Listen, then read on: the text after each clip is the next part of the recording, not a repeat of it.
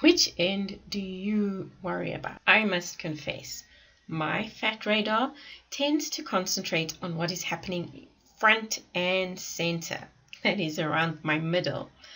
But when I'm choosing an outfit, the fit around the butt is something I do consider. When preening in front of the mirror, it is always prudent to do a little rubbernecking to establish what the outfit will look like from the rear. A protruding butt, while seldom a health risk, is not usually considered an asset. Researchers from Tel Aviv University suggest big butts are an inevitable consequence of body pressure.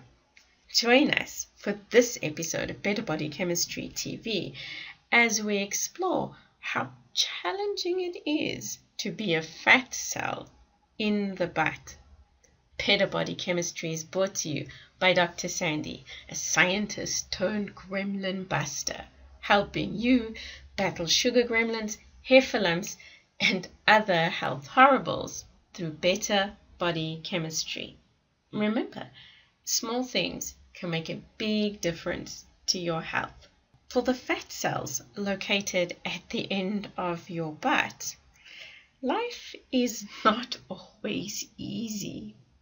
Apart from being part of the anatomy, which is not particularly valued, the fat cells often find themselves under tremendous pressure.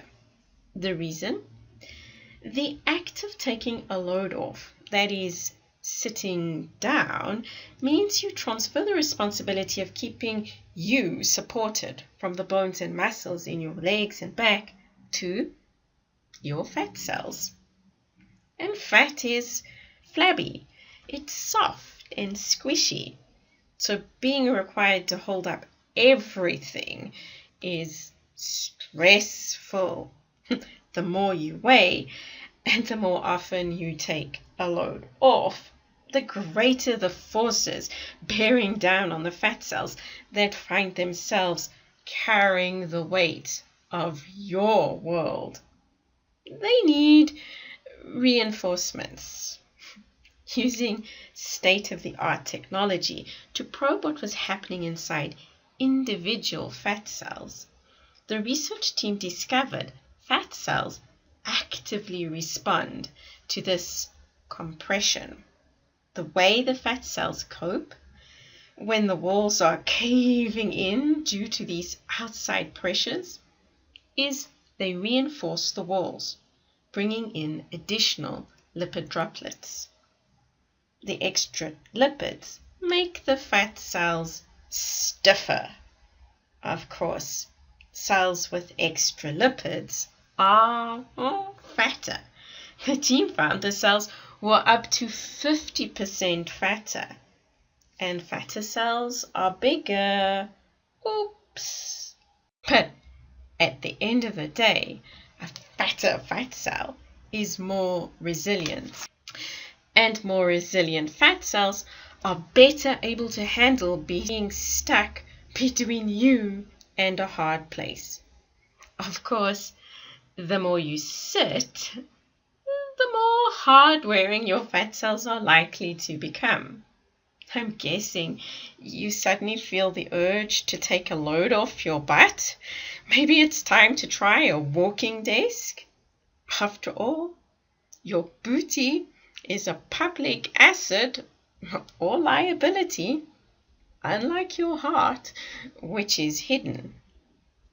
Getting off your butt is a health move.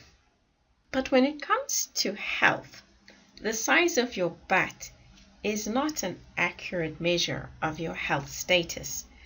The size of your belly is.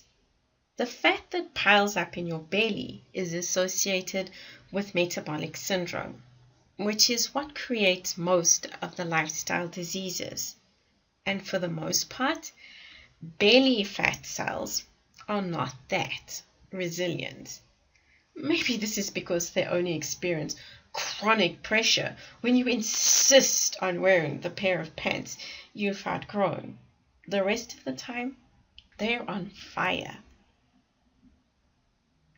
This is the fat you need to worry about.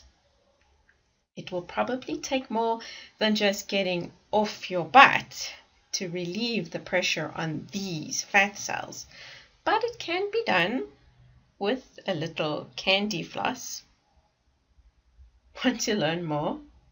Visit www.sugargremlin.com. When you're there, enroll in our free e-course, looking for ways to create better body chemistry to optimize your health. Visit the Better Body Chemistry website for tips and strategies to help you shake your booty. The advice is simple to follow and based on real science, not hype. If you enjoyed the video, share it with your friends and subscribe to our channel so you can kick some health butt. Thank you so much for watching, and I'll see you next time on Better Body Chemistry TV. Remember, small things can make a big difference to your health.